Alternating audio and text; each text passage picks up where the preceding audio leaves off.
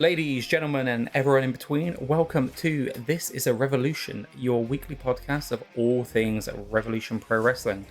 My name is George, and as always, I've got my wonderful co-host here, Dave the Mark. How are you doing, my friend? Yeah, all right, mate. How are you? Yeah, good, mate. Yeah, good. It's been a busy old week this week. It's felt like a long week, but yeah, glad to be sitting down with you and chatting some Rev Pro, because it has been what feels like an eternity since we've actually sat down and spoken Rev Pro, even though it's not been that long, really. The benefits of having an episode out in between where we can just record remotely and get things out of there while you're sunning yourself on the beach. Oh, mate, yeah, absolutely. So it must be like 10 days since we last did a pod, but it feels like ages ago. I know, mate. And I know. Just a week of doing absolutely sod all, sitting on the beach, swimming in the sea, prattling about with my kids. Like, could not have felt further away from the rest of the world. It was so chilled. Absolutely good stuff. And yeah, like you said, feels so long ago, but we've also had an event which feels like so long ago as well, with the Coventry card, which again wasn't that long ago, and that is because there is a lot going on in the Rev Pro calendar right now, isn't there? Yeah, it kind of feels a little bit like the calm before the storm, doesn't it? Like the Summer Sizzler card coming out last week, and then that like the fact that it's the road to anniversary show, and then we've got Southampton, then we've got the Copper Box, and it feels like everything's leading to that. There's still kind of like a lot of table dressing to be done for the card, but it feels like you can kind of see where all the pieces are going to fit. Yeah, August is going to be a busy one. Absolutely. And Dave, this week we're not just doing this alone, are we? We've got, in the pro wrestling world, at times you see the commentary booths extend to that third man, and for me it's Taz, it's Excalibur, and it's Jim Ross, or whoever else they've got in that week. I mean, I'll let the people decide who is who on this, but joining us, ladies and gentlemen, this week is our friend of the podcast and friend of the queue at Southampton as well, is our good friend Spike. Spike, how are you doing, my friend? I'm good. How are you? Yeah, all well, mate. All well. You've joining us at a good time, we think, with this lead up to Summer Sizzler and all things going on in August. And yeah, glad to have you on board, mate. Thanks for having me. I know Dave was against it, but no, it's fine. It's good. Absolutely, Dave was fervently against he tells this, lies. He tells lies, my lovelies. He tells lies. I've got a lot of love for this man. It's just, guys, don't believe everything that this Dave the Mark persona tells you. Like, this Dave the Mark persona is all well crafted, but when someone else is coming on the channel and stealing a little bit of that shine, no. Mate, I'm an absolute, clout gremlin. No, ladies and gentlemen, you're probably wondering, why have you expanded to a 3-man booth? And there's a few reasons for that. One, we love Spike. He's a great guy, and both Dave and I have spoken separately about wanting him on here just to do stuff with us, because we sit and we chat wrestling most days between the three of us. There's at various points where that's me and Dave, me and Spike and Dave, or sometimes dropping the same messages to each of us. So it's nice to just all be in the same place discussing it. But Spike is going to be our hero, our Ricane Glazius, if you will. And he's coming to be our hero when Mr. Mark has some time off and is going to be away. So Spike is going to fill in. So we thought, you know what? Rather than it just being every time Dave's not here, Spike jumps in, it'd be nice to do one with all three of us. So yeah, we are here as a 3-man booth this week. And it's either going to be thrilling entertainment or it's going to be a car crash. Either way, you're going to be watching the whole way through. Pure carnage. Absolutely pure carnage. And do you know what? Like, clearly, one holiday wasn't enough for the Marks. We're off again. So this is the reason why I won't be at Summer Sizzler. So the first one was timed perfectly because it was Monday to Friday. So it didn't really matter whether there was a Rev Pro show or not. But this one we go on the day of Summer Sizzler. So we're out for that week, and then I come back in time to be able to head down to see you boys in Southampton. Getting your priorities right, mate, aren't you? Loving it, loving it. Trying Well, to, mate. Trying to. absolutely. All of my time is being spent on bloody RevPro events and getting tickets. I'm becoming a mark as well for it because, as we've discussed privately, I can at times have a bit of a, you know what I think what's the word we used? Oh, not obsessive, but addictive. Bit of an addictive personality when An addictive personality. all in on something, and live wrestling, especially live Rev Pro, is where it's at the minute for me. So yeah, I think it's 8 shows within the next 4 weeks for me, the majority of which are Rev Pro shows as well. So bring it on. Good stuff, mate. Good stuff. Where else are you heading? So I'm going to be. It is starting with Summer Sizzler, then Southampton. Then after that, it's AEW and Cardiff. And then I've got the run of like WrestleMania weekend, if you will, with Riot Cabaret on the Friday night. Then just Spike's face there. Don't know what he's getting at there. Let's call it all in weekend. Well, yeah, I just couldn't remember the name of the event. All right, fucking hell. You know, that big event you're going to with like 80,000 people. Yeah, ladies and gentlemen, you'll see on screen right now that it's only me and Dave. Remember, Spike, I have the power to remove you from this screen at any point I like, and the only people that can hear you chatting. So, watch that lip, mate.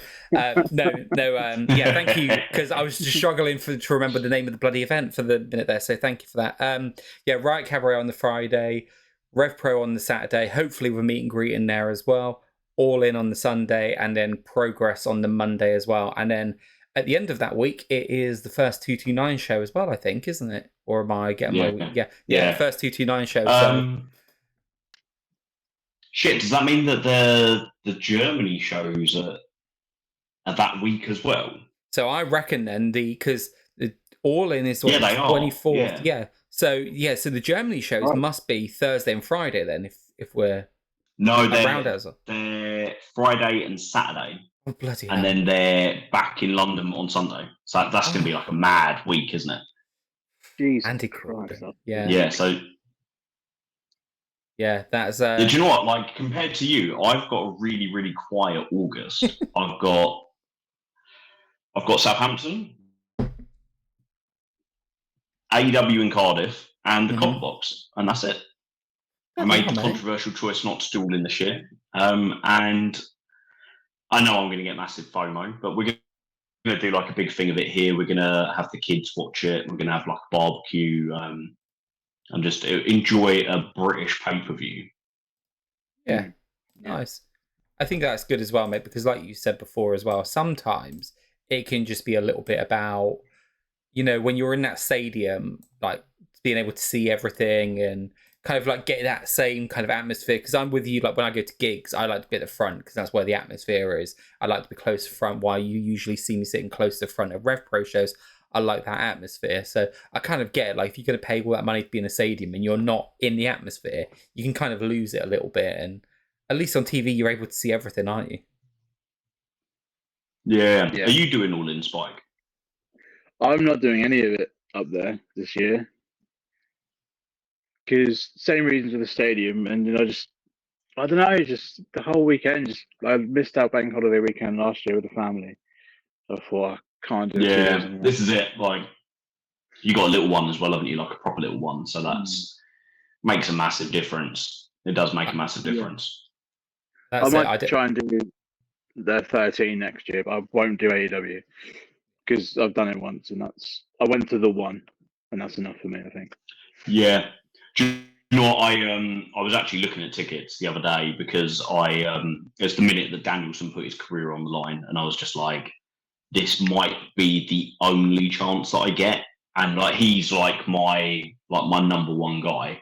But then it just dawned on me. I was like, I'm too late now because even though I can buy a ticket, and the tickets like aren't incredibly like. You know, I can get a ticket for like £80 and just go and sit and watch it on the big screen and be a part of it. But then I was like, I'll just be sitting on my own because I'm not going to be able to get a ticket with anybody that I know now because everyone's been so well in advance, booked them up months and months and months ago. So I thought about the fact that actually I reckon that'd be quite like a bit of a cold feeling, like just being in this massive place of like 80,000 people all enjoying the same event, but feeling a bit like isolated on my own. So I was a bit like, it's a bit like that first anxiety of when you first go to a wrestling show and you don't know anybody. Do you think though that? And then I was like, no, do you know what? Like the kids will love it. The kids will love it here. Barbecue, put it on the telly. Like my little boy literally like is in and out all the time when wrestling was on. Like I had AEW on this morning, and he came in and the Beast Mortos was wrestling, and he literally just walked in and was like, "We've not seen him for ages." I was like, thinking to myself, like, when have you ever seen him? And then I was like, oh right, because like when I used to watch like Impact, he was Black Taurus. I was like, that was like 3 years ago. But he still remembers him because he just literally like one, I think it's the autistic brain. He's got this incredible memory, but then also like he just pays like he properly watches it. Like and he likens it to like computer games. So we're watching Darby Allin versus Hangman from Dynamite this week. And he was like, oh, I reckon Darby Allin's only got like 60% strength left now. That must have hurt. He's only on 50% now. And then like Darby won it at the last with like just that last little burst of energy, and he was just absolutely enthralled in it. I love that. Yeah, I kind of get what you mean as well. No, I get what you mean about the stadium show thing, because I did that when I went to Dallas for WrestleMania, and obviously that was a massive stadium, and I was sat by myself for that.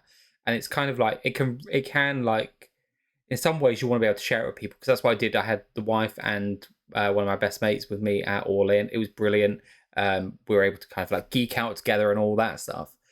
Didn't have that at WrestleMania, but in terms of, I mean, it was WrestleMania 32, so it was the shit show of WrestleMania anyway, in terms of everyone getting injured beforehand, and ended up with Shane McMahon versus The Undertaker in Hell in a Cell. But it was also kind of, it was one of those experiences that because you had that massive crowd and such a loud crowd, it was incredible. But I do think that this year, with numbers not going to be quite as high of people in there, obviously because of the stage setup and the fact it's just not the novelty it was last year, I think it will dip off. So I can understand that.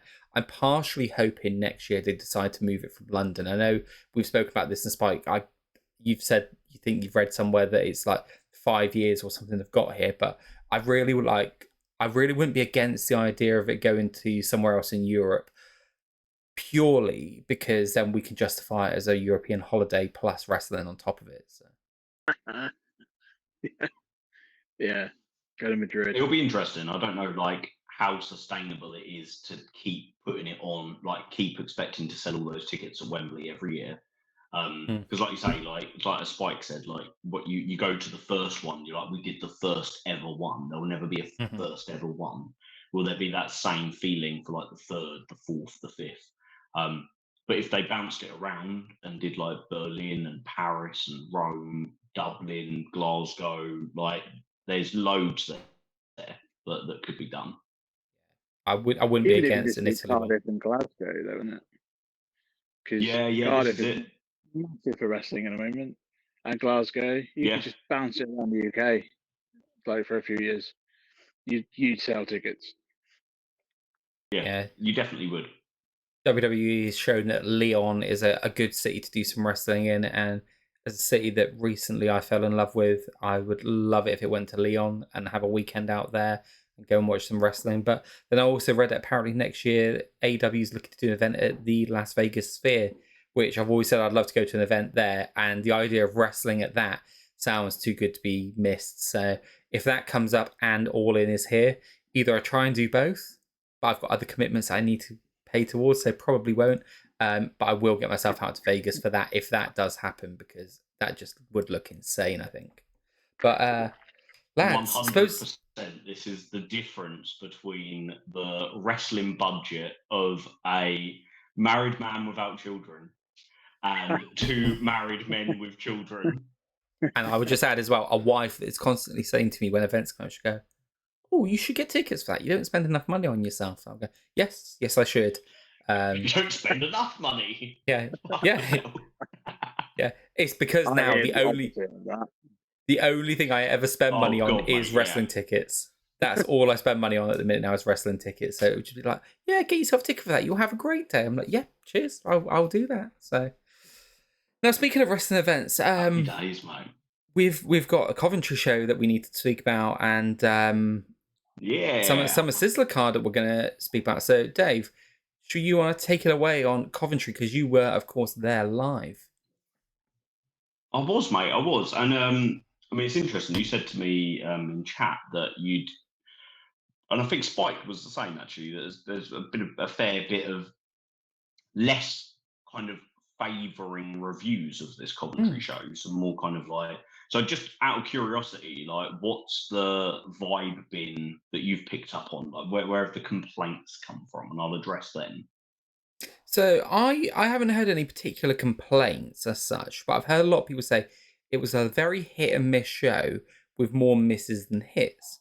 And my wife, she usually her and I have quite very similar kind of view, but sometimes she's not watching it from kind of the smart perspective, if you will, like have like the real thought that we do about everything. She just watches it from the fan enjoyment side of things, and she kind of came away going, no, that wasn't that good a show for me. And I just like, why? And again, couldn't really hit the nail on the head. It was just a vibe. What about you, Spike? Have you heard anything like that? So my opinion on it would be, and I think I've said it today, they put an A-class card in a venue that they're not used to yet. So the crowd aren't quite as hot as if you put that in the 229, it'd be one of the Rev shows of the year. But you put it in a young crowd who don't know everything. I mean, they know all the wrestlers, but every venue has its own personality, and it's not matured yet. So I think it probably felt a bit flat because you didn't have that engagement. But as far as the card and all the wrestling, I think it was a really good show. Yeah, that's interesting you said that, because that was what my wife kept saying. Sorry, Dave, you carry on, mate. Yeah, I think that so I can see where I can see a few things. One, from a booking sense, where I don't think that they completely helped themselves, but obviously I'm talking about this with hindsight. So, for example, the crowd reacted really, really well when there was a clear face and a clear heel to cheer and boo. So, like, for me, the two matches of the night by a country mile were Dijak and Oku, and Debbie Keitel and Kanji. Debbie Keitel was playing the heel, Dijak was playing the heel, Oku was the face, Kanji was the face. Nina Samuels and Anita Vaughan at the start worked really well, clear heel and face. Sunshine Machine, True and Lacey worked really well, clear heel and face. Francisco and Josh James worked really well. The matches that didn't, I think, hit like the heights where like they didn't get the crowd investment that they might have got somewhere else were where that wasn't as clear, like RKJ and Amari, Danny Black and Cameron Kai, and the match that I thought was going to absolutely steal it was Zazaya and Robbie X. You could feel the crowd not knowing who they should cheer for, and not kind of in a lot of venues where like you've got that established, and it's not, we're not to say that like the people of Coventry aren't kind of they're not as big a Rev Pro fan as the people elsewhere. That's not what we're saying. What we're saying is that in other crowds you get groups of people who bounce off each other, people that know each other, people that go to all the same shows together. In Coventry you had people that travel the country who were at every show. You had people that, and just listening to people in the queue, you could hear people saying about, like this was like their first show. You had people that were there because it's quite a family, like friendly entertainment for on a Sunday afternoon with the kids. You had people who have been to Wrestle Carnival shows but have never, that run the same venue but haven't been to a Rev Pro show before. I think Spike used the word brilliantly when he said like the crowd hasn't like matured yet, in the sense that like they haven't matured as one kind of personality, and that will come. It'll absolutely come. And I just feel like now, having seen that, two lessons can be learned. One, I think a little bit less is more. 9 matches was something we were kind of like, wow, this is like a really big deal. But actually, 7 matches or 8 matches probably would have worked better. We did get the short match that we said we thought we'd get. Connor Mills and Lee Dawson went 4 minutes 56. So, that worked absolutely fine. But then Amari and RKJ went 18.5 minutes. You've got Cameron and Danny Black went 14 minutes. Zaya and Robbie X went 16. The main event went 18. So you've got 4 matches there. Don't get me wrong, Dijak and Oku was perfect. I wouldn't change that in the slightest. But Amari and RKJ could have told their story in 13 minutes. They didn't need 18. Cameron and Danny, even if you're talking about 1 or 2 minutes longer than was necessary, it can just suck the crowd a little bit and it can deflate them for the next match. And this is all with hindsight. I can get where, though, especially when you're watching it on demand, you need a hot crowd to feel a part of it when you're watching it on telly, like when you're watching an indie show on demand. I get that. On the other hand, I think there's loads of big positives. You had a really good extension of loads of storylines. Sunshine Machine and True and Lacey was nail biting. They had 2 amazing spots where I genuinely thought you were right when you said that you thought they might just drop it, and they might drop it to someone who's going to get like some nuclear heat from it. Yeah. There was a moment where True had his feet on the ropes, and there was a moment where he hit a shooting star press, but Mambo was completely unable to make the save, and I fell for both of them. Francisco and Josh James, that nice little wrinkle in their storyline, and you're going to get that big payoff coming. The Kanji and Debbie Keitel match was like a revelation. First time Debbie Keitel's wrestled in Rev Pro for 2 years, and immediately I'm just book her all the time, please. Not just for the copper box as part of the 5-on-5. Just keep bringing her back, because she was absolutely mint. Kanji's the MVP of Rev Pro at the moment, I think. She is one of those people where every time she performs, she massively delivers. I love the Mills and Dawson. The Ethan Allen's not fit for the copper box, so I need an opponent. If you can go 5 minutes with me, let's get 5 minutes on the clock. It was fresh and it was different, and it worked really, really well. And then the Dijak and Oku match was just absolutely mint, like a proper main event. And then obviously we had the MJF reveal, which just shocked everybody. There. No one saw that coming. I even had the moment where they zoomed in on the belt, and I was looking at it, I was like, that's the AEW International Championship that they've just changed to the American Championship. And as they're zooming out, I'm replaying it in my head, and I didn't get there quick enough to realise that it was MJF until his face appeared. I was like, that's an AEW belt. That's the international title. They've just changed that to the American title because MJF changed it. Oh my God, MJF versus Michael Oku. It was literally it's one of those things that I'll remember forever. And I think I think it was a step up from the first time they ran Coventry. Spike and I went to that one together, and I thought that was a good show. And I feel like the crowd were actually hotter this time than they were that first time. And I think it just shows there's loads of potential. I think the trios tournament they're going to run there will be really, really good, because I think there'll be loads of fans that get tickets for both days, and you'll probably end up seeing the same people at both shows. You'll get chatting to people that are at both shows. There'll be loads of fans that will make a load of connections, and then there'll be the ones that just keep going back and they give it that atmosphere and give it that personality that you talked about. Yeah, I'm seeing a lot of things on these cards that, after listening to a lot of the A Square podcasts, I can see what they're doing based on what Andy has done with other venues. This is going back to a podcast in 2018, but coming to these new venues, and they're clearly treating it as a big venue because of the level of card they're putting on, the names they're putting on. And there you go again. You've got your ex-WWE name. There's your person that people will know, they'll gravitate to. Like you said, is people that come and checking out their shows. And one of the things that Andy said on it before was, well, we're trying to attract those casuals to bring them in. And he said that about the Southampton show that I went to in 2014.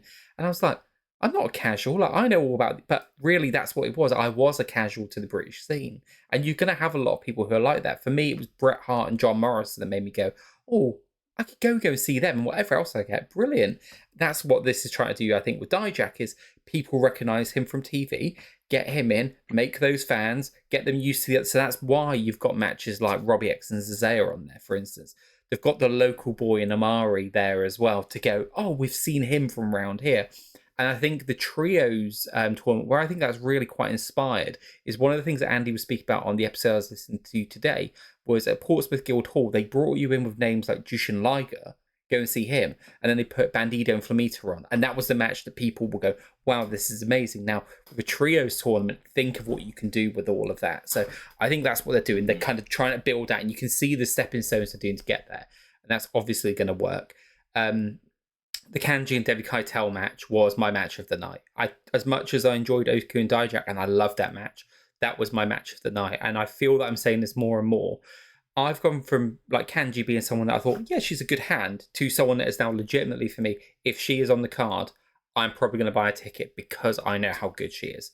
Debbie, I've heard a lot about, never seen a match ever, and I thought it was fantastic. Like, I was praying at the end they were going to do like an angle that she would then come in for the save, because I was like, I want her at the copper box. I want to see more of her on Rev Pro. Dynamite Lee Dawson and Mills segment, I thought was really well done, because we did think it was going to be a short match, but actually they made stakes around it. And with that whole thing, it was 100% predictable, right?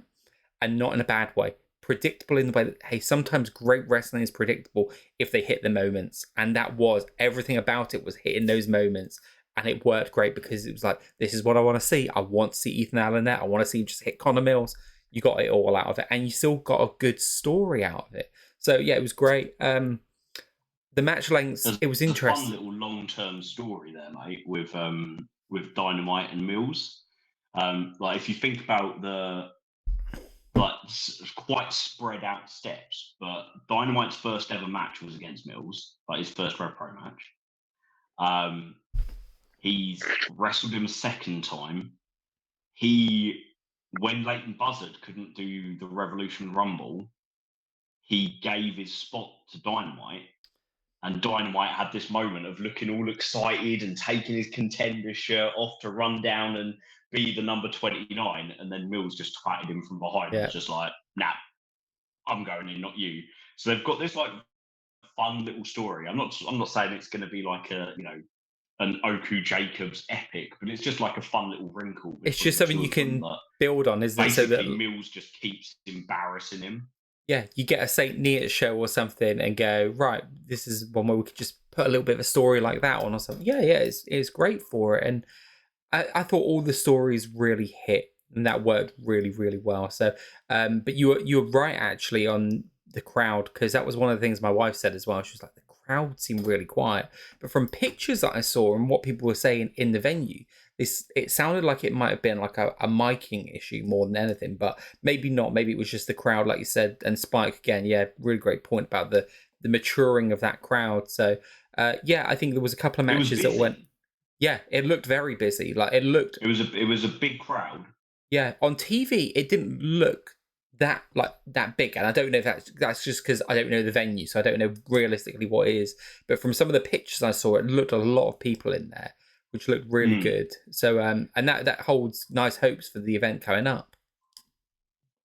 Yeah, very much so. And you know, we referred to it before, like it was Craig Armand, wasn't it, who put the tweet out saying that it's going to be considered to be like York Call level shows at Coventry.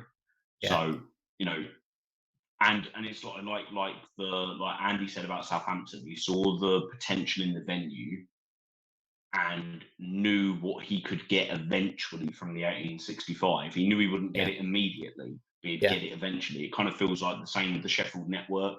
Like that's really come along like a really long way from, you know, I've been like a regular up there this year, but I wasn't last year. And I'd been the year before. So in that kind of from 2022, it was about this time 2022 I went for the first time, to when I returned this year, you could feel like a real difference in the crowd, like lots more sort of like cohesion, like everybody's kind of like pulling in the same direction.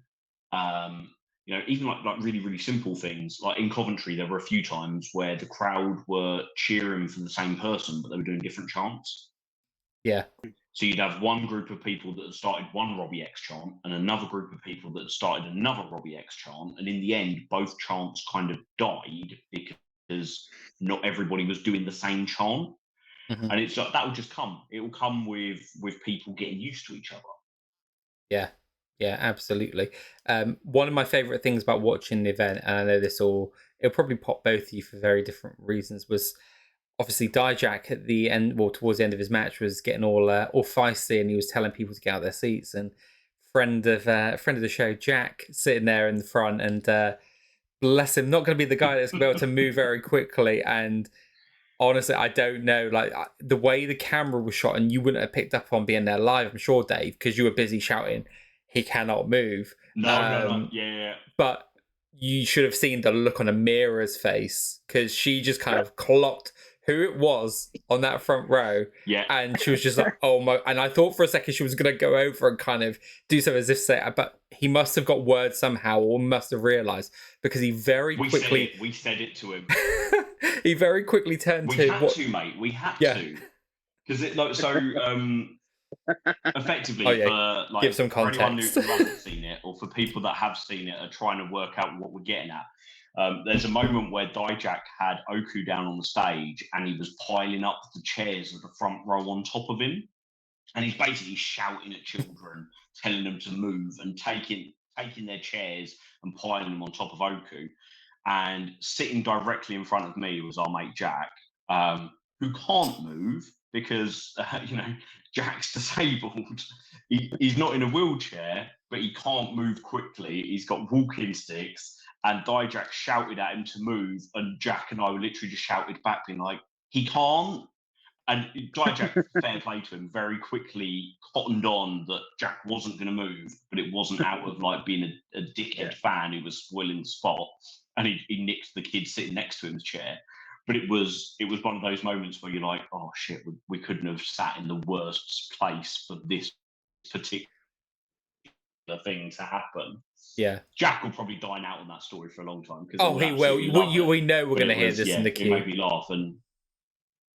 But there's history with that as well, because there is like at Southampton now, whoever goes out to that front, where Tom and Nat sit, whoever goes out there will double check Jack's not sat there, because the amount of times Robbie X has gone flying and you've just heard Jack go, "I can't move," and then the next time Robbie X has gone out, Jack's not there on the side he normally sits.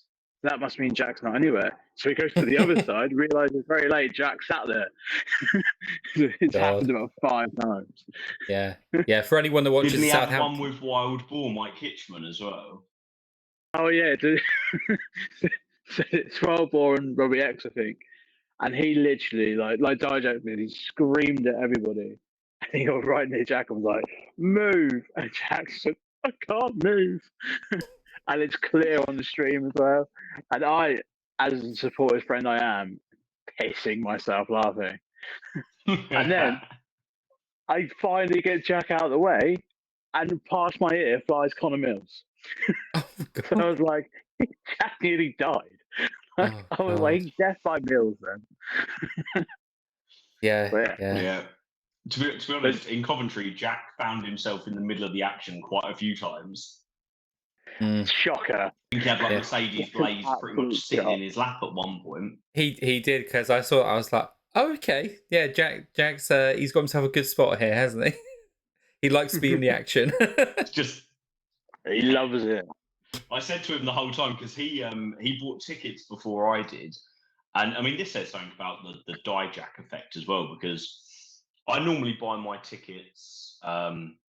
So, like with my July paycheck, I'll buy my September tickets. I'm always like 2 months ahead. And when I did that for Coventry, so the front row all sold out. So I was second row. So I just said to him from the start, I was like, wherever you sit, I'm just going to sit behind you, and I'll just sit and wind you up in your ear the whole show and whisper sweet nothings into your ear the whole show. So on the feed, we probably looked like a pair of menaces sitting there. But it was, I couldn't sit next to him, so I sat behind him. But we had a good laugh. Yeah, nice. No, it was, and I think the like you said, the Dijak effect, because that was what was making me like really tempted to go up to Coventry for it. Like, oh, that's gonna be good. Yeah. And I never once thought, oh, he's gonna come to any of the other shows. And at the end of Zazea and Robbie X, because we were talking about this a while ago, and I was saying to my wife that we had this thought that if Robbie X wins that match, then what does this mean going forward? Like, we had our theories there. Obviously, that's not what happened, but Robbie was taking a while getting out, and we were like, why is he taking out? And I said to my wife straight away, I was like, Dijak's going to beat him up on the way out. Dijak's going to attack him, which was great because then it was like, we know that they're going to get a match, and I know I've got tickets for all of the next events, which means I'm going to see the guy live. So that was just a nice little addition there. But yeah, overall, I thought Coventry was pretty good show. I think Spike hit the nail on the head. If this card was anywhere else, and again, not saying that Coventry aren't a Rev Pro crowd, just a crowd getting used to kind of all of these people, what they're about. It's a completely different scene, isn't it, to the West Midlands scene for the most part. And I think that will come over time as well. Like you said, we had that with Southampton, trying to build that up, and now Southampton is a really hot venue, I find, and I've been there when it's been dead quiet. Yeah. And look, if there's one positive I can say about Coventry and the crowd as well, it wasn't Portsmouth, because that is probably the deadest crowd I've ever been to volume-wise. So, yeah, good things to come. And I think the Trios tournament, I think having that weekender there is going to help for all the reasons you've said, Dave. I think seeing all of these different wrestlers, different styles, is going to open people up to what can really come with these shows. And I think that's when we then start to see the evolution of that crowd from there as well. But yeah, and I think that, I mean, surely there'll be some cool names in that Trios tournament, you'd imagine. I mean, you're booking Dave, people for a weekend, so if you want to fly somebody in for it, you're getting 2 shows out of them for 1 flight in and 1 flight out from a logistical and costing point of view. And to make it a full tournament, you're going to have a fair few teams in it. And there's Dave, can I just ask the question before loads of Trios teams. Before you carry on there, is there anywhere that I might be able to read, if I don't want to watch something or think for myself, is there anywhere I might be able to read a list of teams that could and maybe possibly might not be there? There may be a 10 teams that could make the Trios Grand Prix that dropped on papermark.com this past weekend. Yeah, I mean, if we get any of those teams or however many of those teams, I would be very, very delighted. I'm thinking that, potentially you've got the CMLL link, you've got an AEW link, you've got a New Japan link, but also there are loads of quality teams within BritWrest that would work, from Subculture to Kings of the North to the 0121 to CPF. Like there's loads that can be done there. So yeah, well up for that one. When you mentioned the 0121, I was like, that's a great shout, because I was saying to my wife that I think DeReese is someone that for me is so hot right now with what he does. But we've not seen him in Rev Pro, I don't believe, since that Coventry show last time against Michael Oku. And I can't remember the last time we saw him before then either. And he's maturing so much as a performer, like not just as a performer, but actually in ring. Like, again, I'm seeing the levels of what he does go up and up and up. And I know that he's heavily featured on Progress, and I don't know whether he's trying to split his time more with Progress and then the stuff he's doing out in the States, because he's making waves with GCW. And I don't know if it's just a case of not wanting to overcommit himself because he's getting into new markets and stuff like that. But I really hope we can get him into there, because the one thing I can say about the last Progress show that I was at, he's really hit his mark with his entrances now, and Freed from Desire, or as he likes to call it, DeReese is on Fire, has become a staple. And I think if you can get that in your venues, I know that maybe the style of the product maybe is not quite the same as what the Progress kind of is there a little bit. I mean, I know there's kind of that crossover in that, but I still think you could get that and bring that into a venue and the crowd would eat it up all day long. It's one that Andy Quilden says a lot, doesn't he, when he says, don't take people for granted. Mm-hmm. You never know Absolutely how long we're going to have them for. Don't take Leon Slater for granted. Don't take Cesaro for granted. Don't take Michael Oku for granted. Don't take Luke Jacobs for granted. They've all literally, we've had that comment about each of those wrestlers in the last 12 months. I think you can't take DeReiss for granted. Like, at some point, someone is going to make a lot of money out of him. Absolutely. And hopefully he's going to make a ton of money out of it as well. Yeah, absolutely. And speaking of not being able to take people for granted, I've always said, and I've thought Michael Oku is not long for the shores. Now, before we get onto that, I know a lot of you will have watched it already, but Dave and I dropped a wonderful what-if scenario. What if Michael Oku retains the undisputed British Heavyweight Championship? Go and watch it now. Very fun to record. But the thing that will spoil it from both our end is we both think in this story, we both said we're going to get another year out of Michael Oku. Now, whether or not that was ever going to be true or not, who knows? I always thought that maybe within a year we could start to see him move over to AEW a little bit. And did this announcement, in my mind, potentially start to speed that up a little bit? Potentially, because when that belt came on, I instantly knew what it was. Not from the plate. It was when I saw the American flag design. I was like, oh, okay. And I sat there, I went, shut the fuck up. And my wife was like looking at me because we've not watched Dynamite in a few weeks, purely just because of schedules and stuff. But I've seen what he's been doing with the title. And as soon as I saw the belt, I was like, no, like it's not that. And I've said on here before, I had my list, and I've said things like I thought it was Bryan Danielson. I mean, these boys will tell you, like I've said all along, I am 100% convinced Bryan Danielson, like, or someone of that ilk, someone of that world championship level. I've been convinced of that the whole time.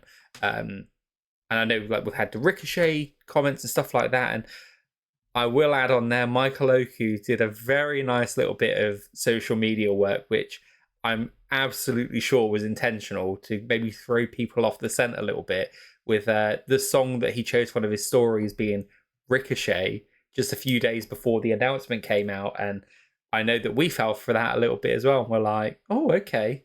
But yeah, MJF versus Michael Oku. Like, let's talk Summer Sizzler now, then, shall we? I mean, Dave, you've kind of said where your brain was going when you see that all on the screen. Spike, what did you think when that came out?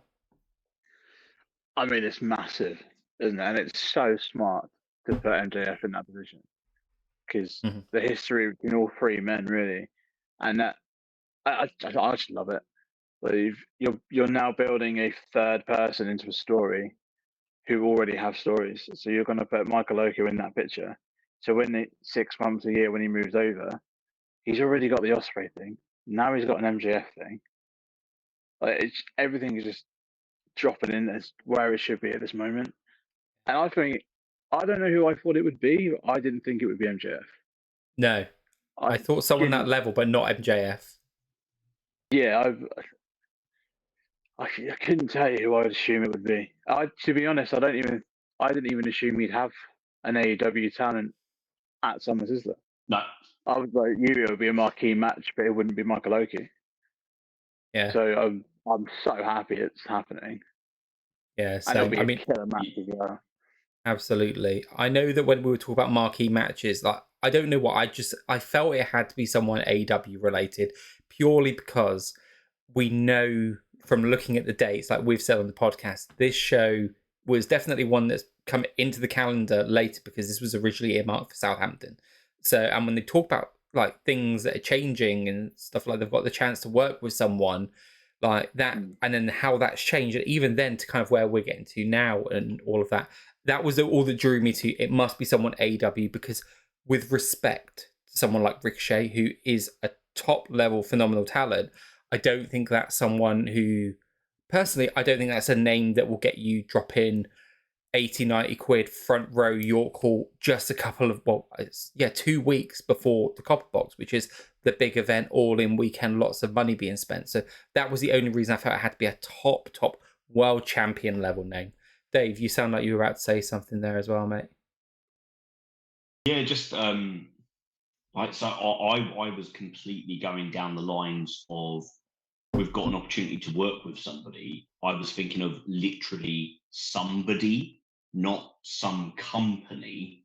So I completely went down Ricochet. I was thinking about Nick Nemeth. I was thinking about anyone who has become available, anyone who's worked in the UK. I wasn't thinking about the fact that the AEW relationship has kind of prospered quite significantly from Orange Cassidy to everything with Ospreay, and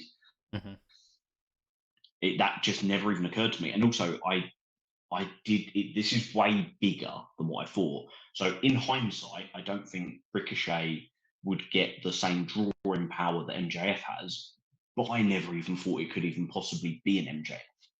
Yeah. So I was thinking, actually, Ricochet would be a really good draw because he'd sell a few, like, he might sell an extra 100 tickets. He might sell an extra 150 tickets. MJF has sold out Your Call. Like, there's no denying that, because if you look at ticket sales prior, and I'm not, please don't get me wrong, I'm not somebody who is like, I'm interested in the product. I'm not interested in the business side of it. That's Andy Quildan's job. Like, I just want to watch it. I'm just a fan. I'm a mark. But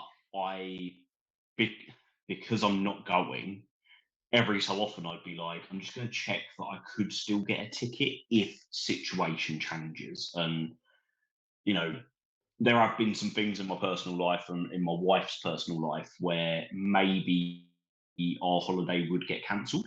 So a few times I was looking at tickets to be like, can I still get a good spot? Yeah, I can still get a good spot. There's loads of tickets still available. And then literally from MJF's name dropping, you then had the early bird prices end, and the prices all went up, and they just dropped. They literally were just going like hotcakes, and you're like, front row sold out, second row sold out, third row sold out, fourth, fifth, balcony. And now, like, if I want to go, like, if something changed and I could get a chance to go, I'd be buying like a seat right at the very, very back and having to go and stand at the bar to watch it, which is nuts, because I haven't seen a York. I've never seen a York Hall show like that. I've only seen them when I watch them on demand. And you look back at when Kurt Angle wrestled there, and when, like, when you see photos of when Rey Mysterio performed, and you're like, yeah, that is a sold out crowd. But nothing at York Hall in the last 2 years has sold like this has sold. So I'm absolutely gassed for them, because it's literally, we're the ones that are going to benefit from it, because every time, it's just constantly getting reinvested, isn't it? And then if they can develop the relationship with AEW, even if it's a show I don't get to go to, there'll be plenty of other shows I do get to go to where hopefully we'll see that payoff as well. Yeah, and I think there's two things there. Is one, like you said, I don't really care too much about the business side of things. Like, I want to enjoy it as a fan, but at the same time as well, it is nice for, like, Rev Pro seeing, like, the business doing well, because, like you said, what comes with that. Then comes the money being put into different streams within the business to help, like, bring it up. Because let's be honest, right? It requires money to book all these extra shows that they're booking, right? So there are deposits that's got to be put down. Andy Quildan has said on podcasts numerous times that there's venues that he's had to pay off small promoters' debts, frankly, because they've left the venue in a way where they go, no, you pay this off or you're not performing here. And he's gone and looked and gone, I know I can make money out of these and I can bring this in. So all of this money that he is then taking, and I know that I've been one of the people that have said before, I just wish their cameras were better. And that's one with forgetting that the promotions that have got the top of the range cameras, they benefited a lot from that relationship with WWE that went, hey, here's some money, upgrade all your production. And it would be wonderful if Rev Pro could do that. But I would much rather that this money is put into making this and keeping this a sustainable business that can keep growing with these events and keep fostering this relationship with, frankly, the second biggest wrestling company in the world. Like, this is the sort of stuff that's going to make Rev Pro stand out. And Progress are doing their thing where they bring in, like, these really entertaining personalities that people really get behind. Like, they've had Mustafa Ali, they had Dan Howes in there, and that will attract an element of people. You've got MJF, you've got Dijak, who attract another set of people. And just as wrestling fans, I can't remember the last time that it felt as good that you've got all of these different options and working with all of these companies. So yeah, it's amazing. And I know that £85 I spent for that front row centre for my first York Hall is feeling pretty good right now. So yeah, looking forward to that. Now the question, because we're going to go through this card and we'll start with this match. Let's just do a little prediction, and I'm doing this because I want you guys to kind of give your thoughts. Where do you see this one going? Because I honestly do not see a definitive way. There are 3 outcomes I think are all logically possible. Spike, let's start with you, mate. It's not going to be, if it's clean, I think that's a mistake. Either way, I see it being, I just have an image of it being Michael Oku's bloodied in the ring, one way or another, as a message to Ospreay. That's how they get there, I couldn't tell you, because I don't think Oku's getting pinned that close to the copper box, and I definitely don't see MJF getting pinned. There's gonna be a smoz, and the image I want to see is him holding up a bloody Michael Oku, because I think that will go so hard, just covered in blood, and just before the copper box as well. Like Luke Jacobs can get involved. Like, there's so much you can do with it, and I see them both looking amazing out of it. Whether it's DQ or not, they're both going to look like absolute stars. I'm very much with Spike. I think that MJF will come into it very much like looking to bully Oku as like this garbage indie wrestler, and Oku will completely surprise him at how good he is. And I genuinely think it will finish with MJF kicking him in the dick. I think it will literally just be, I'm not, like, he'll just get to a point where he's frustrated enough, he'll kick him in the dick, disqualification finish, which is so un-Rev Pro, but that's perfect because MJF has spoilt it. But the fans can't leave unhappy because, one, you've got, I mean, first of all, you're watching MJF and MJF's doing his heel shtick, like, this perfect. 2, that's where, as Spike said, he can absolutely bust, like, Oku up. And 3, I don't see this match going down without Ospreay being there. Yeah, I'm the same with you on that. I feel like there's still all-in tickets to be sold, and you've got this crowd of people here. You've sent MJF there. MJF's got 2 jobs. 1 is to represent the company really well, and 2, sell some more tickets. So what better way than to have MJF bloody up Oku and Ospreay be the one to come out and make the save for him, and then you have the big like showdown, pull apart brawl between Ospreay and MJF. Like it's not like we're using a Rev Pro show to sell an AEW show, because Ospreay's our boy. Like he's a Rev Pro guy at heart, so everybody will be happy to see him. And then if you want, you can pull Luke Jacobs into it and Ethan Allen and Connor Mills, and you're like, look at these 2 amazing shows that are going to take place over the same weekend. Buy tickets to both of them. Yeah, and you've got Southampton in the middle of that as well. Not suggesting that we're going to get an MJF for someone in Southampton, but obviously you've got that extra show build. Now, I've got a couple of different options, and like you guys, I think the most likely outcome is a DQ finish. And you know what, right? It's been really bugging me seeing a lot of people, because this match has got a lot of hype across the web, right? It really has. And there's a lot of people that are being drawn to this who just aren't Rev Pro fans. And when I say they're not fans, they just don't know the product, don't understand it. And I've seen everything like really criticizing Andy's booking, going, wow, this is really lazy booking by the promoter. And it's like, actually, and yeah, I'm gonna be an Andy Quilden like apologist here. Like, he's not the guy that you can like really say that about, because how intricate he gets with things. But I can also look at it from someone who doesn't know the product to go, that you can be so conditioned to when big companies, because I was for so long with WWE, right? We talk about like a booking simulator that I play, and for the longest time, I couldn't tell you the last time like I had one of my top guys lose in a clean finish, because wrestling, mainstream television wrestling for a long time got very DQ finish, interference finish, and all of that sort of stuff, that actually clean finishes, and I kind of credit in the Western style of wrestling, I credit AEW with bringing much more credence and power back to clean finishes, because it's very un-AEW, for instance, to do like a schmoz or a DQ finish, comparatively, like you've had on the last show that I watched, Darby Allin going over Hang. I know there were some bits there, but again, it's when you've got those elements that are a bit like, oh, this isn't quite or a little bit off. That doesn't happen. You've still got those guys being elevated as a result. So could that be an option here? Like, I don't think it's lazy. I think it's a likely outcome. And even still, it's going to be a great match leading up to it. I think Will Ospreay is going to be there. And the other thought, because I don't think it benefits Michael Oku getting pinned. Right? I just don't. Not 2 weeks before the cop. No matter how you try and swing it, I don't think it does. I know Rev Pro like to do their big guys getting taking a loss, and I'll say if Michael Oku does get pinned cleanly, or even just takes the pin, I still trust in what Andy does. Like he's earned my trust in that to put on that show. But personally, for how I'm looking at it, I don't see that happens. I see Will Ospreay interfering.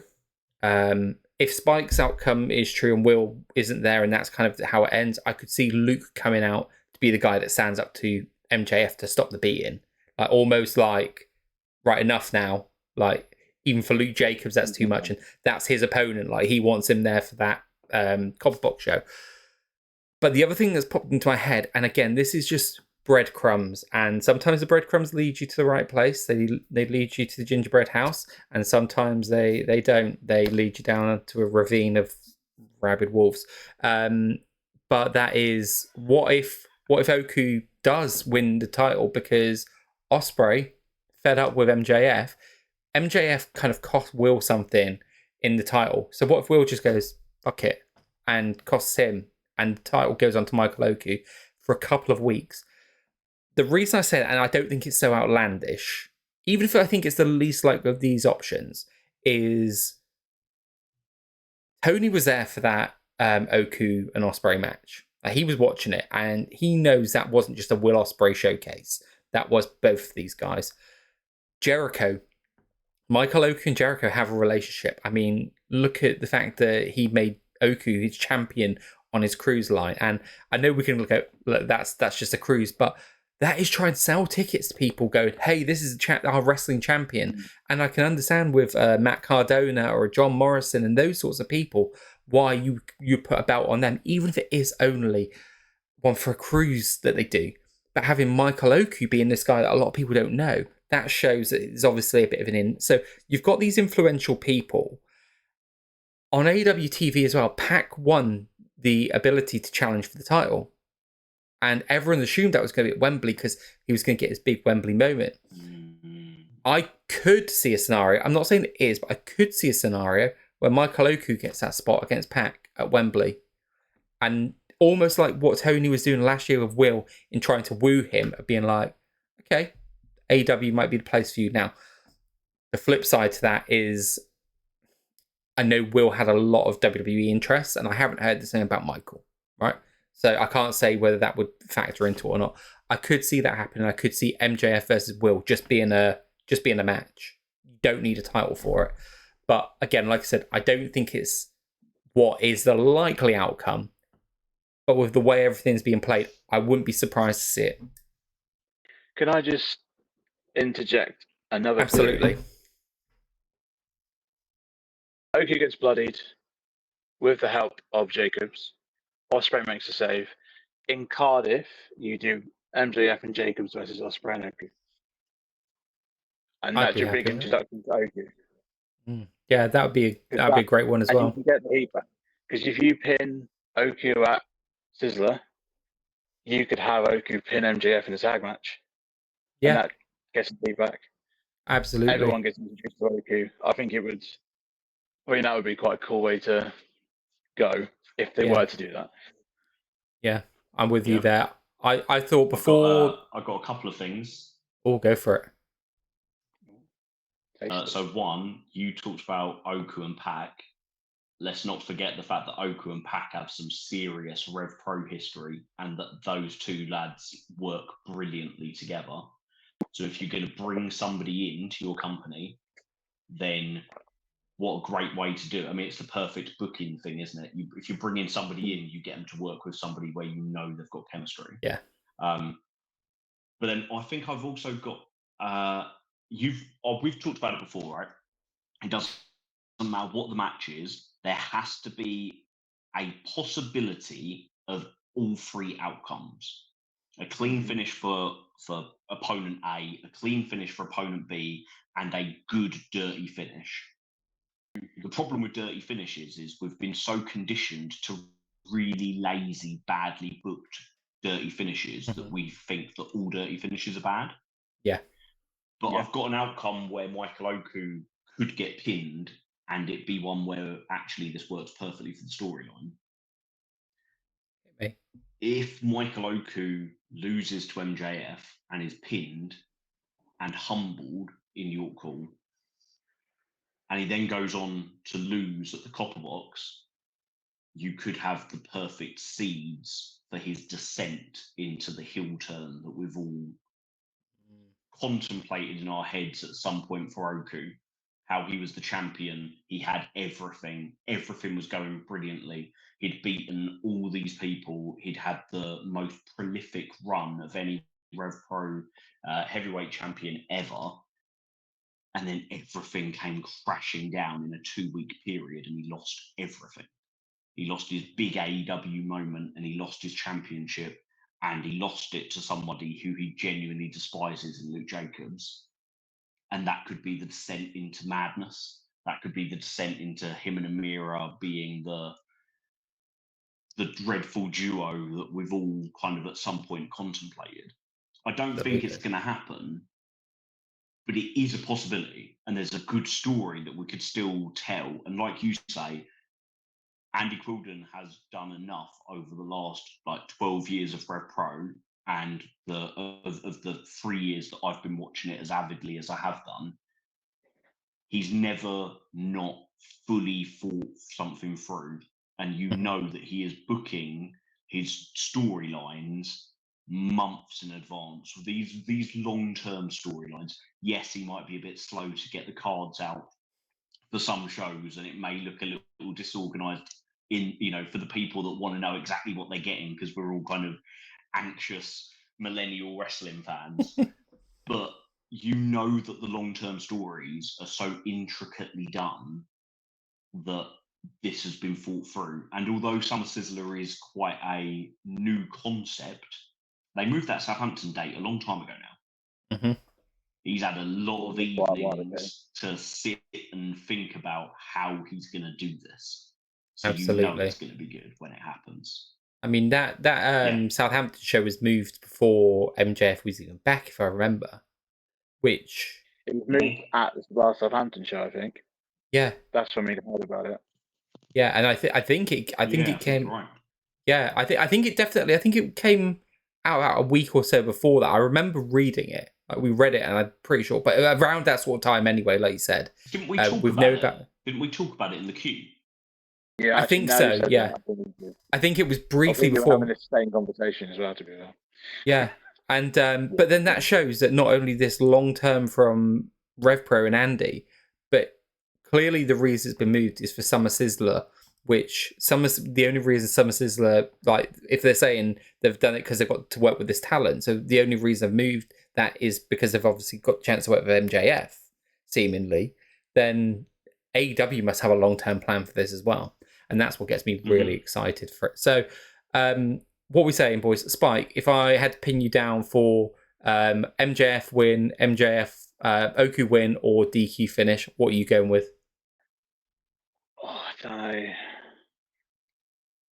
My head says DQ, but I'm in my gut. I think MJF's going to win.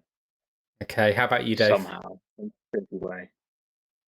I will go with the DQ finish, or it's kind of one where I think he's going to kick him in the dick. So I think it's either going to be that he kicks him in the dick for the DQ finish, or Oscar's been distracted by something shiny, kicks him in the dick. Oscar turns around, pins him 1, 2, 3. It's a dirty finish. Either way, it's just I don't know whether it'll be the DQ or not. But yeah, I'm hanging my hat on that one. You reckon he does the headlock takedown? Oh, like a wrestling move in England. I'm going to beat you with the headlock takedown. Oh, mate, that's a quality finish. MJF, if you're listening, that's what you need to do. Best town to do it in a proper British wrestling venue. And who better for MJF to call a mark than Dave, who's already co-opted that anyway. So what I'm going to go with here is I'm going to go against the grain slightly. I'm going with Michael Oku to win. There feels to me like some things that can come out of this in the wider wrestling world.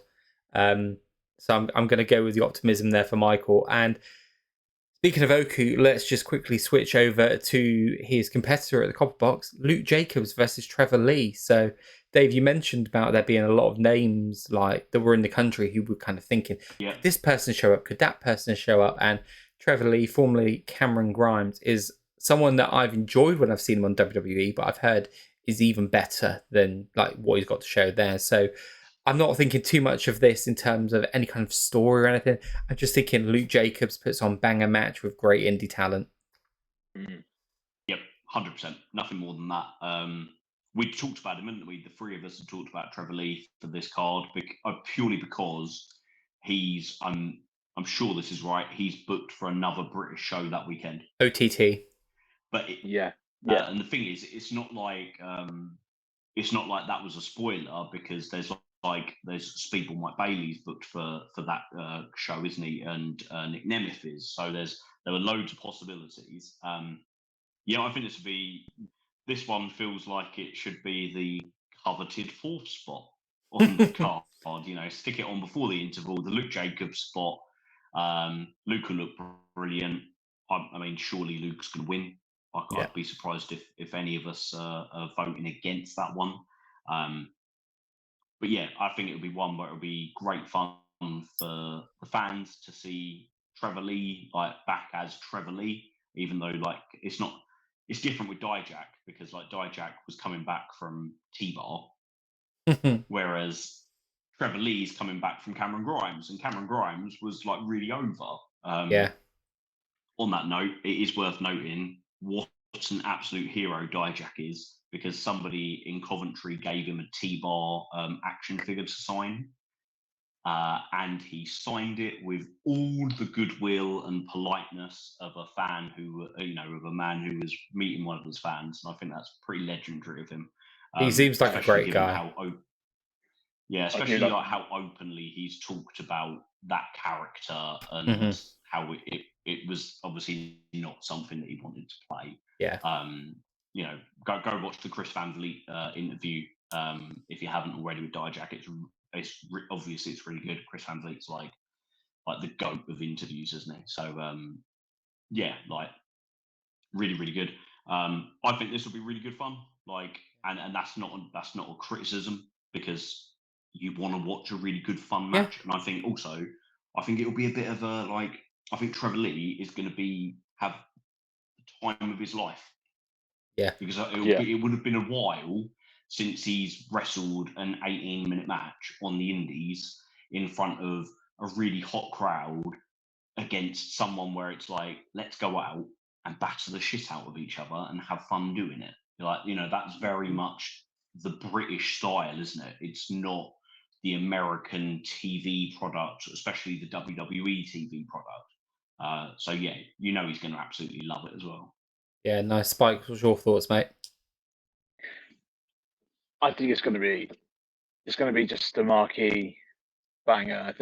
I think it should bookend. I think it should open, and I think Oku should close, because I think that's quite poetic. Well, I like that. Yeah, but it's one of the best matches I've ever seen in my life was Jacobs and Ishii. I think it will be that level of banger. It won't be the same style, but you're going to get an absolute banger. And this time, Jacobs is 100% going to win. So there's none of that heartbreak at the end. It's just going to be 18 minutes, like Dave says, kicking the shit out of each other. Luke Jacobs getting a win,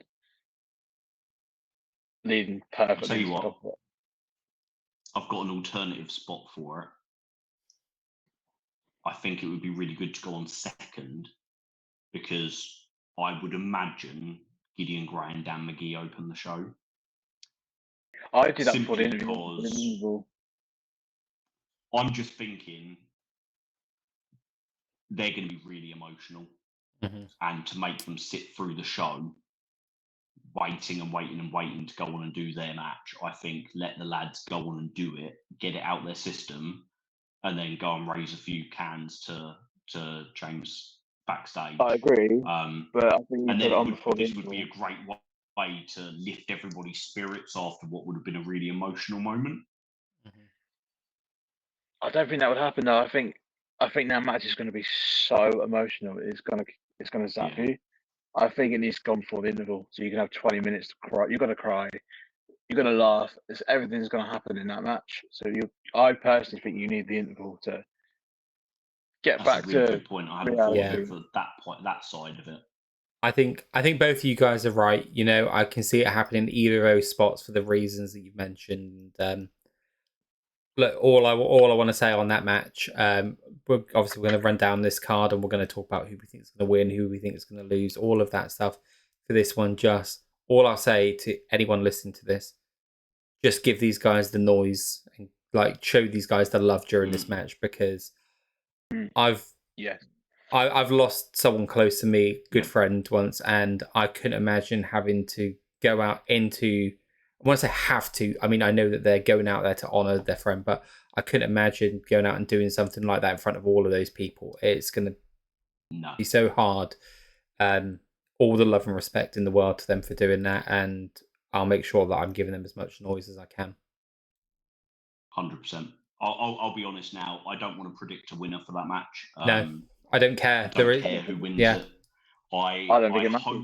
The only thing I hope, literally the only thing I hope, is that at the end of the match, Gideon's happy with it and Dan's happy with it, and that's all that matters. That if they're happy with the match they've put on, and then everybody else will be happy with it, because it means more to them and to Andy and to Zoe Lucas than it means to anybody else. And I trust that York Hall, there will be enough Rev Pro, like diehard fans there, that they will tear the roof off for this match and give it the biggest standing ovation at the end of it, because it's something that means a lot to a lot of people, but none more so than the two gents in the middle of the ring. Absolutely. Yeah. Right, looking at the rest of the card then. Donovan Dijak versus Robbie X. Lovely addition. We mentioned earlier that Robbie was taking his time getting out there. Just knew something was coming. Great. It's setting up a great match. And what I love about this match is, I mean, we can look at the card for Copper Box, and unless Robbie like literally manages to leave his venue straight away in Mexico and hit every flight, because I think someone said to me on Twitter, they were like, oh no, there is still a chance. I'm like, yeah, there is a chance if Robbie leaves straight away, is on like the first half of the card, hits the airport, gets on every single flight that he has to, and then gets back in time, then he'll be there at 5 o'clock. I can't think of anything worse, and wrestlers are another breed entirely. I can't think of anything worse than then having to go and do that kind of card afterwards. So I think this, for me, feels like what a risk as well. If you're Andy Quildan, to be like, do you know what? I'm going to put all of my faith on a match I'm going to advertise with one of my big stars. I'm going to put all my faith in the airline system. Absolutely, yeah. It's not happening. And this match, for me, feels like Robbie X is getting his Copper Box match that a little bit early, that Copper Box level match. He's getting that a little bit early, and we're going to have it at Summer Sizzler. Now, interestingly, because when Dijak got announced, we could all speculate, but all we knew was Coventry. And now we've got this show. Do we think that Robbie picks up the win here on his way out to Mexico? Or a lot of people have speculated that Dijak might end up in on the Copper Box card. Do we think Dijak gets a win here? Dave, what's your thoughts? I think I'm going to hang my hat on the fact that I think this match sets up a Copper Box match for Dijak. Whether Robbie X goes out swinging or whether he goes out winning, which is definitely a phrase I wrote down earlier for something I'm going to be writing next week. www.davethemark.com. Winning, I really can't tell, if I'm honest, because Robbie's one of those wrestlers, right, where on one half of me is thinking, I don't think I've ever seen, or I can't think of too many times where Robbie has had a massive singles win. Apart from when he was Cruiserweight champion, he beat Leo Rush in York Hall. That was a big win. Like, I can't think of too many big marquee wins for him. And wouldn't it be lovely for him to get this big moment before he goes out to CMLL? But on the other hand, you don't need to win because it literally doesn't damage him at all. I remember when I was younger, I never understood this phrase, but as I got older, I completely understood it. How they always said that The Undertaker didn't need to be the champion. Mm-hmm. Like, The Undertaker doesn't need to be champion because The Undertaker is a marquee match all of his own. So why waste his star power with a belt when you could put that belt on somebody else to make them a star? And then you've got 2 stars. And it's a bit like that with Robbie. Like, he could lose 10 matches in a row, and then they'll announce Robbie X versus Donovan Dijak, and you'll be like, oh, wow, that's going to be great. It's going to be one of the best matches on the card. Like, he's just got this incredible ability, not just like in-ring ability, but he's got this likability, and he's got this ability to just it not harm his aura in the slightest. I don't know. Part of me, I'm gonna say that Robbie X will win because for once I'm going to go with my heart instead of my head. I do think that there is something about wrestlers when they come out of a big promotion. Sometimes they come out and it's like, well, we can't book them to lose because they're a big star now. But then sometimes it feels like wrestlers come out and it's like, no, I'm coming into your promotion. I'm going to put your guy over. Like, and they'll have a little run where they don't pick up many wins, but they just bounce from company to company to company before they get their next big contract. I think Dijak will end up in AEW. I feel like he is. I don't see him at his age just grinding away on the indies. He's too big a star. And to me, like seeing him in person and watching him live really cemented that for me. I realized just like if you were gonna build a wrestler from the ground up, like I always said, like if you were gonna build a wrestler, if you were gonna make your own wrestler, you'd make Randy Orton. Like looks like a wrestler, make like chiseled good looks, like body made out of granite, sort of bloke everybody looks at and thinks, I wish I looked like him. And every woman looks at him thinking, I wish my husband looked like him. Like Dijak's got that same kind of like energy and aura to him. So I feel like he's whether it's AEW, which I think it will be, or whether it's TNA, he's gonna go somewhere. So I think he's just gonna have some fun in between. So I don't think he'd have any issue putting somebody over. On the other hand, like I say, I don't think Robbie needs it.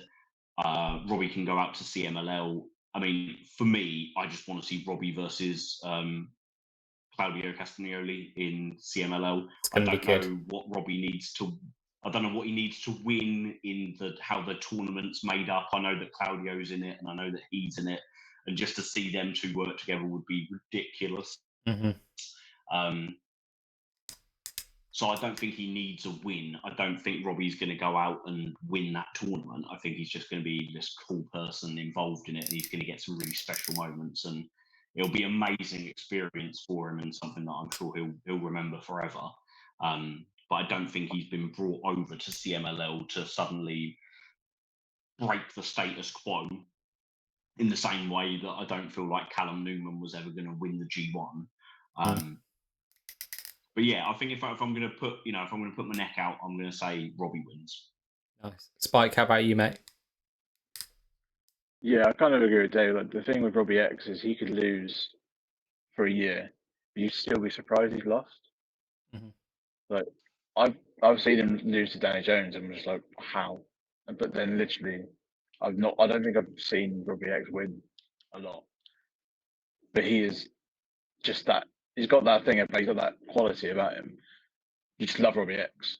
If you've never seen Robbie X, like Coventry, the first show, you put Robbie X, Leon Slater in with Cameron Kai because you're gonna love Robbie X. You're gonna love Leon Slater, so you're gonna love Cameron Kai. Like he's that guy you put in there with him. Perfect to put Dijak with him because you want to cement him as a heel, I guess, with that heat. But I think it depends on where Dijak's going. If he's going a couple bucks, because if he loses, but then that's the other thing. I think he might lose and do the whole like be angry at Rev Pro. If he loses, he's lost already. He loses at Sizzler. Is he going to turn up at Southampton to set up a match at couple bucks? Because he's angry at the promotion, like unjustified, thinks it's their fault that he can't beat their guys. So then you get a really hot match. So I want Robbie X to win for that, but I can see them giving him a win because Robbie X is not going to harm him. He'd be a quality main event in Southampton, wouldn't he? I wouldn't just. I would love it, but a surprise one. I don't think you tell people. I think you book a match, and he wallops someone and says, "No, this is mine. I'm having this." Here's the thing, guys. Right, where you can add to that is Dijak comes in and he's ready. He's like, "Okay, I'm getting all these chairs," and he turns around and he just sees Jack again.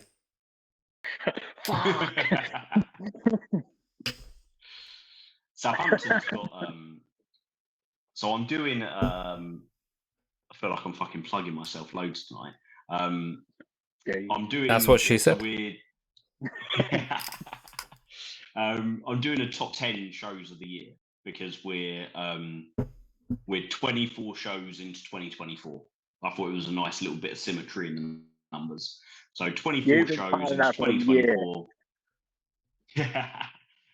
What are the 10 best shows this year? And both Southampton shows have made it on my list. Both Southampton shows got in the top 10, and I feel like they have. I feel like there's a loyal crowd in Southampton. I don't know what the season ticket sales are like, so maybe like Andy's actually got the metrics to prove it. But it feels like there's I feel like there's a pretty loyal crowd in the sense that they don't have to announce everything to get a decent crowd in. And I also feel like there's a trust in the fact that you're going to get a good card in Southampton. Like I know they announced Josh Alexander versus JJ Gao for the first Southampton show of the year, or the second Southampton show of the year. I can't remember how many of that. Second. Live in Southampton 29. Yes, you're right. There were 3 shows because the first one was headlined by Spike and Shaw, wasn't it? With Richard Holiday and Cameron Kai in the semi. The infamous match. The last 2 shows. Yeah, the last 2 shows have made it into my top 10. But like on that show, Gabe Kidd wrestled completely unannounced, didn't he? Just turned up. Yeah. He wrestled Josh James in the opener. And I know they'd kind of you could say, well, they'd sold their tickets on Josh Alexander's name and then treated the fans to Gabe Kidd. But they could do something similar here. They could sell your name, sell the tickets on the promise of a big match and then have Dijak. Or you could have do that in a similar way and sell the tickets on Dijak's name and then have somebody else. I feel like the Southampton car, I feel like the Southampton show will be, because it's the last one before the Copper Box. I don't think it's necessarily. I don't know. Like I know us three. I know us. We're all mates. We book our tickets well in advance. We plan everything well in advance because we're anxious millennial wrestling fans. But there are some people that do just live, a little bit more spontaneously. So as it's the last show before the Copper Box, get those fans by delivering another hot card in Southampton. So when they look at when they look at Cage Match, or when they look at Rev Pro on Demand, if they just like to just browse it and see, okay, the last few shows, what have been on there, where you had MJF at Summer Sizzler, you had Dijak in Coventry, and you had this in Southampton, and suddenly you're like, oh wow, this isn't just like a one-off, this company. This is what they're always like.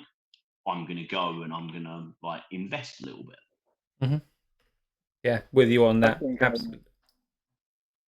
Oh, sorry, Josh. No, carry on, mate. If you look at Easter last year, Easter show was dead, but we got a banging card, and the people who were there were loud, and we had a really good time. So when it was Bank Holiday Monday, and we got the Josh Alexander, we got loads of big names. I feel like that was Andy going, well, we've sold all these tickets for the show before.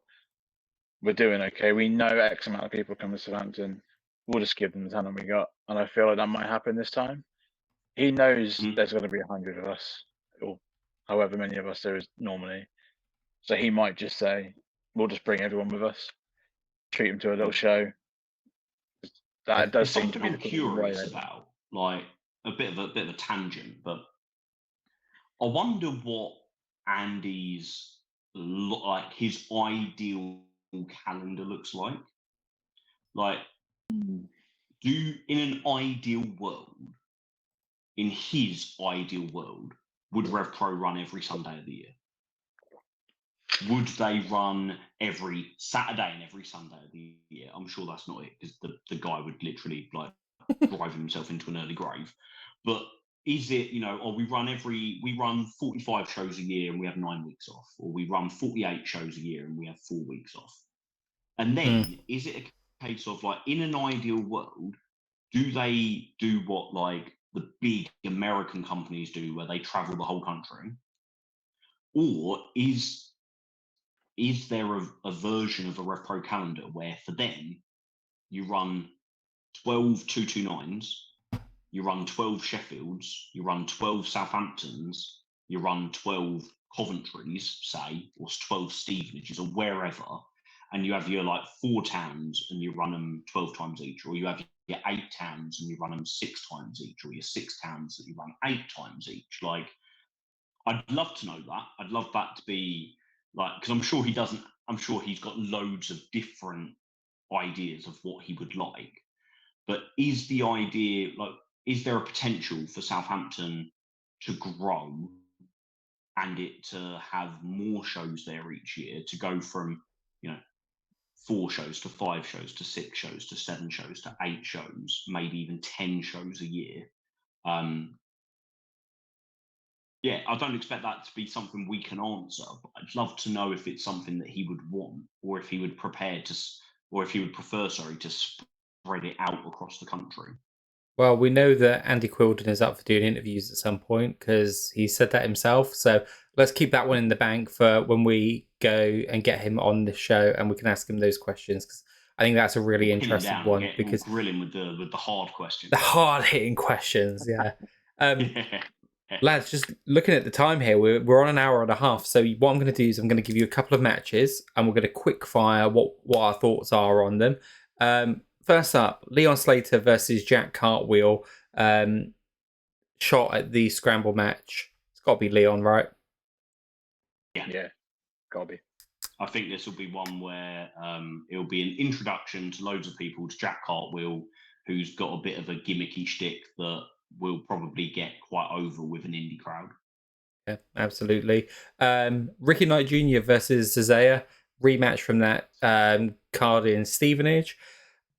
I think that RKJ is going to get the win again, purely because we seemed, again, from what dropped a while back, it seemed like we're going to get that road to Gabe Kidd. So to me, it feels like if we're going to do Gabe Kidd and Ricky Knight Jr., we've got to do it off the back of a win, in my mind, unless, again, Gabe Kidd just comes out and knocks Ricky Knight Jr. out. That's a possibility, but that's where I'm leaning on that.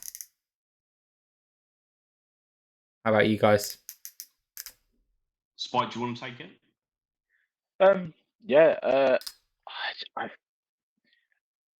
I don't know, because Isaiah's had a few of those cheeky wins, though, hasn't he?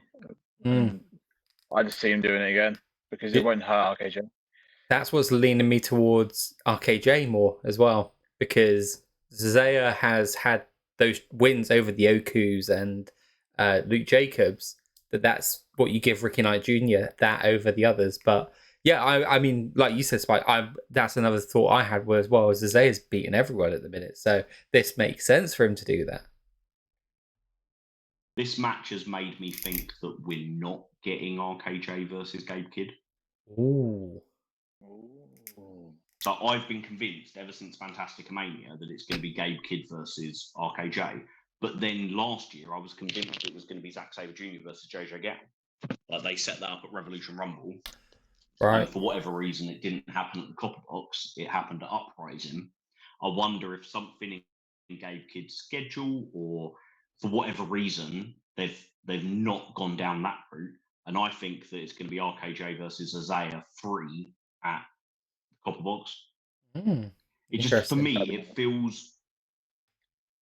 This match feels odd to me because we literally just did it. Mm-hmm. Yeah. I know the Stevenage crowd and the York Hall crowd might not necessarily have the biggest crossover, and it was a banging match. Don't get me wrong. Like, I loved RKJ versus Isaiah, but we have just seen it.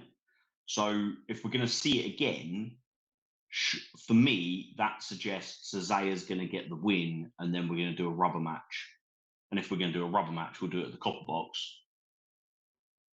It feels like a really unpredictable one because maybe I'm getting it all wrong, and maybe, like you say, it's another big win for RKJ. Isaiah can afford to lose. Who knows how much time we've got left with Isaiah? You know, he's flying over from Spain. He's not living in the UK. He's flying over from Spain to do these shows. Is he going to be doing it now every week, every show? Or is at some point, is it going to be, the run ends for Zazaya and he goes and he works all the European indies? Or maybe at some point, I mean, I wouldn't be surprised at all to see the lad go and do something in TNA. That feels like a match made in heaven for him.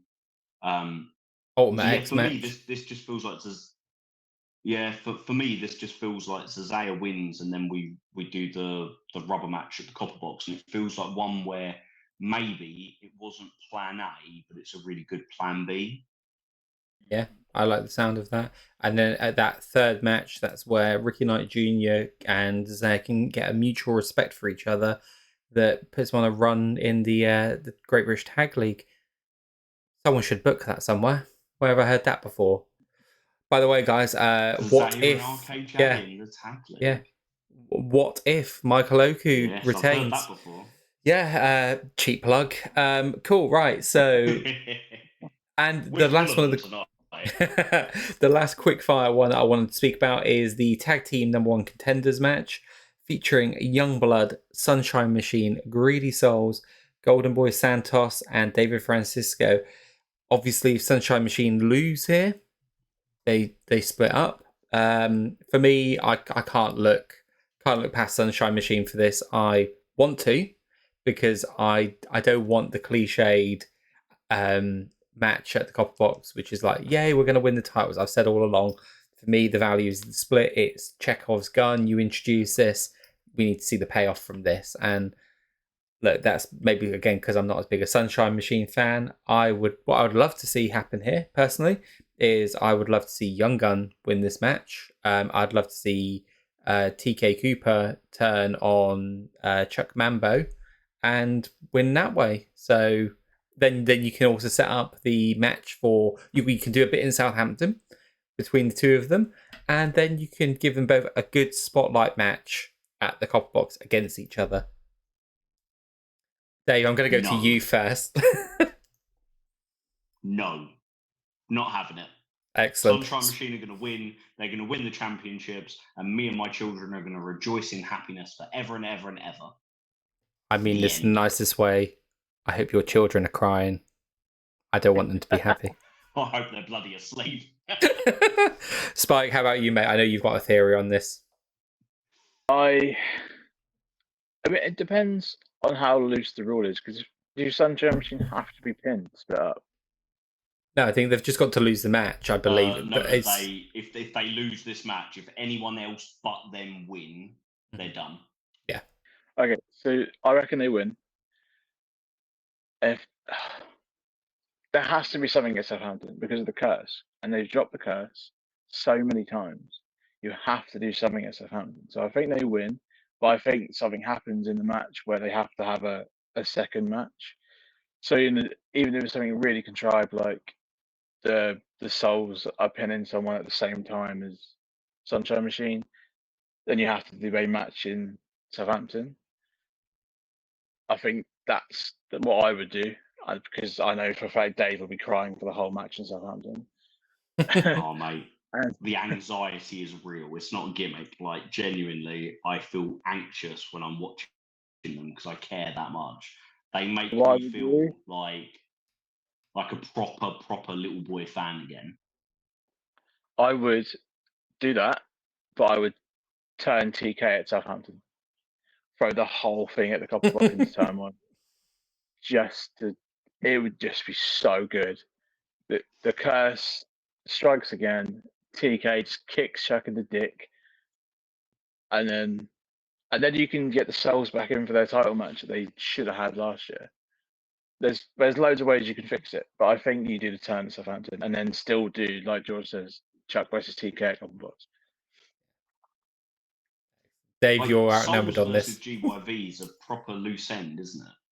Like, that's it should have happened ages ago, and then they had the moment with GYV and Souls in the Rumble, where GYV just they kind of spoilt each other's Rumble nights, didn't they? Souls attacked GYV, and then GYV got their own back in the Rumble match. Like, I don't know something's definitely prevented GYV from working as many Rev Pro shows as they probably had planned in the first place.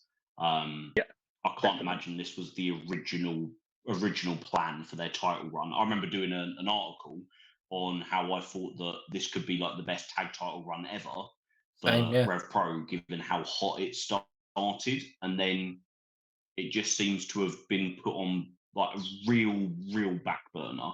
And I can only, I'm sure that there's good reason for it, whether that is, scheduling problems or the guys are dealing with issues with their physical health or other stuff that could prevent them, or whether it is simply just there are certain matches that they want to run that they've not been able to. It's one where I'm really confident that Sunshine Machine win, because if Sunshine Machine are going to lose, I feel like you want to give that to another team to hang their hat on.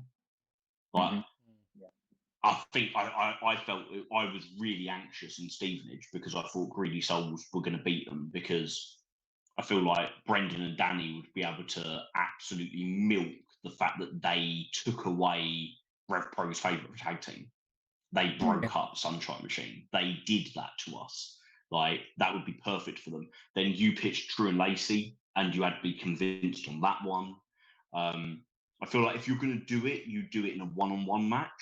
But at the same time, I know that when I'm watching this one, I'm going to be hanging on absolutely everything. Again, I'm going to go with my heart and say Sunshine Machine win it. Yeah, just having a look now at Grizzled Young Vet. So the last time that they defended in the UK, the last time they actually defended the titles in the UK against, I would say, like a normal Rev Pro kind of team, not a Fantastic Mania, was that April show against Sunshine Machine in Southampton. Since then, they've defended it against Atlantis and Atlantis Junior, Fantastic Mania, and that is their only other defense of the title. So, and having a look, they had been working a lot in the. So they've been working a lot elsewhere. They've done a few dates. They did Burning Heart, which that could be another reason as well, because that is, from what I understand, is either their promotion or they've got a big part in that. But I understand it might be their promotion, so that could be another fact. Yeah, so there you go, because they worked Sanity, Robbie X and Zachary Wentz. They worked Lycos Gym there as well. Then they've done a little bit out in the States. But that was a one weekend, wasn't it? It was, yeah, 3 days in a row. And then they've done a couple of dates. So they've done a date in North Carolina where Brock Anderson and C.W. Anderson beat Grizzled Young Vets. Interesting. And then, yeah, GYV lost to. I Brock, knew they were having that match. Brock Anderson and C.W. Anderson, yeah, lost that one. Wow. Interesting. And then they had the match with Motor City Machine Guns and then lost another match there. So they've not wrestled in about a month. So, yeah, interesting. Again, I don't know. I could see them appearing at All In, interrupting. I've always said that the way this is it. Like, you never know, right? They did their matches in AEW. They wrestled the Acclaim, didn't they? Yeah, you never know, conversations backstage. Yeah. They might have been offered contracts. They signed contracts, and it's a case of like, can you just just make sure you're fit, make sure and that they might, or even if that conversation wasn't had, there might just be a professionalism of it. It's like maybe we should not book too many more indie dates before we do this leap because we want to go in, full guns blazing. Yeah. So yeah, whatever it is, I'm sure it's all for hopefully positives for everybody involved. Excellent. And the last match on the card for us to discuss before we wrap up is the Undisputed British Women's Championship match between Danny Luna and Nina Samuels. This one felt like a very odd one to be booked on the card for me. I think it's going to be a fantastic match, but it just felt odd in that we are waiting for a opponent for Danny for the copper box. So that's kind of where we were gearing towards. Also, we've got this 5-on-5 match being spoken about. But also at the same time, as you reminded us, Dave, when we were chatting on text earlier, that they've also said that all championships are going to be on the line. Because I surmised, what if they couldn't get someone at the level that they wanted to for replacement? Which I know might sound a little bit silly saying that, but what if they didn't? And they put the belt onto Nina here, but then that would mean that the 5-on-5 is impacted. So again, yeah.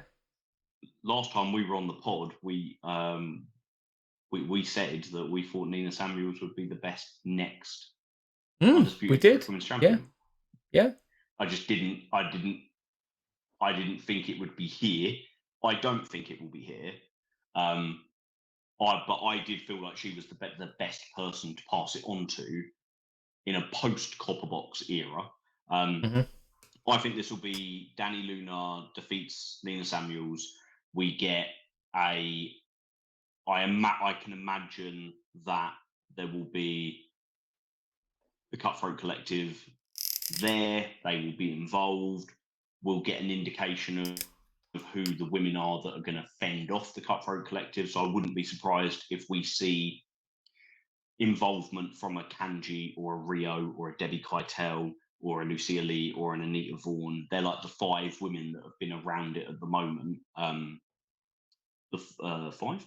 Yeah, the 5 women that have been around it at the moment. I think that for me, it makes I can't see that it won't be Kanji, Rio, and Debbie Keitel at the Copper Box plus 2 more. Whether that 2 is Lucia and Anita, or if it's one of them and somebody else, I think we maybe we'll see something, a development there. But I think the most important thing for this is, I think when Danny beats Nina, they'll put the match graphic up that tells us who's Danny's facing. Yeah, absolutely agree with you. That's kind of been my thought. I mean, looking at the 5-on-5, I mean, sadly, Lucia Lee has come out saying that she suffered an injury. Oh, of course, Lucia's definitely not going to be working. Sounds quite serious. So, yeah, someone that absolutely has worked hard to deserve a spot. But there'll be the next Copper Box show, I'm sure, and she'll be fully on that card. But, yeah, it leaves a spot open. I've thought all along, since Danny has said she's got friends. Like, my first thought was Jodie Threat might make that a little bit of a crossover. But interested to see that match. I think you're right. I think it's definitely Kanji, Debbie Keitel, Rio. They're my 3 that are locked in for it. Then maybe we might get 1 or 2 people that might be a bit of a surprise. They're going, oh, never thought of that one. I think Nina would be a great choice down the line. Not right now. I think, yeah, either a graphic or a video package. Something happens. We find out that it's Willow Nightingale. Still standing on that. That's my prediction for it. But again, yeah, we get that direction because I think now we need to start filling in those blanks. If nothing else, so Andy Quilden can get those out there, get people buying tickets, and so he can get his meet and greets out there so he knows what he is doing and what he's not doing, because a lot of fans want to spend their money and there's not many weekends left to do it, because as we are recording, not on our normal night, but 3 weeks today is All In. So 3 weeks today, the Copper Box show has happened. Yeah. So not much time for all of that to happen. So I think we're going to start to see things massively wrapping up. And Spike, my friend, how do you see this match going down? First, 5 and 5. I think the fifth woman is going to be Nightshade. It makes sense. It took her out. I think it's going to be her. Yeah. I think it's a really odd one because it would be the second Nightshade Collective, Cutthroat Collective person to lose to Danny Luna. Does that mean Nina Samuels is going to get kicked out? Because, like, it would irk me if she didn't, because that's why you've kicked Nightshade out. I think, though, what you could do is you could definitely play that up, couldn't you? Because everyone's seen what's happened to Nightshade when she lost. Because am I right that she's lost 2 matches? That's it. She lost the title match and then lost another match. Nightshade, she lost to Hayley J, didn't she? Yeah. So could you have her lose, and then that's when she's got that paranoia kicks, and like that adds the wrinkle into the story potentially. It's a good shout. I feel like I feel like Nightshade is a really, really good person to be included. I think that's a great shout. I wonder if because you could easily have Debbie, Rio, Kanji, Nightshade, and then where I'd said Anita Vaughan before.